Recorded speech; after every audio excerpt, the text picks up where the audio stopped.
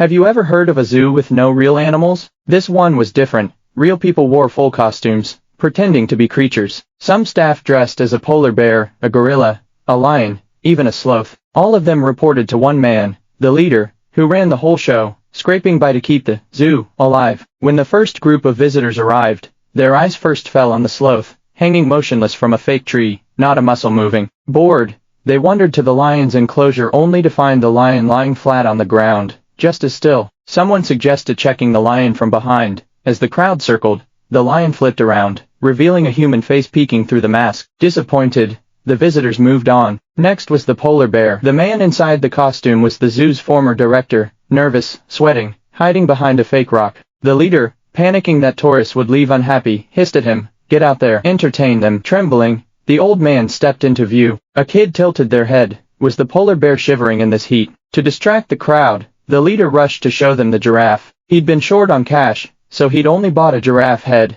now propped on a rickety metal frame, hoisted high to look like a full body. Surprisingly, the visitors bought it, oohing and ahhing. The old man was too exhausted to keep going, so the leader had to slip into the polar bear costume himself. The next day, as he stood in the enclosure, a visitor threw a crumpled wrapper at his head. The costume was sweltering, the act draining, and he was parched. Spotting a soda bottle on the ground, he grabbed it, popped the cap, and chugged. Just then, a new group of visitors walked in. They froze then burst out laughing. A polar bear, drinking soda. Someone snapped a photo, uploaded it online, and overnight, the zoo blew up. People flocked to see the soda-drinking polar bear. The gorilla actor, not wanting to be left out, started pretending to sip soda too. Soon, the zoo went from bleeding money to turning a profit. The leader was thrilled, until disaster struck. One afternoon, the metal frame holding the giraffe head snapped. The head crashed to the ground right as a visiting zoo owner walked by. He stared, then smirked. He'd figured out the zoo's secret. Worse, someone accidentally let a real polar bear into the enclosure. The leader,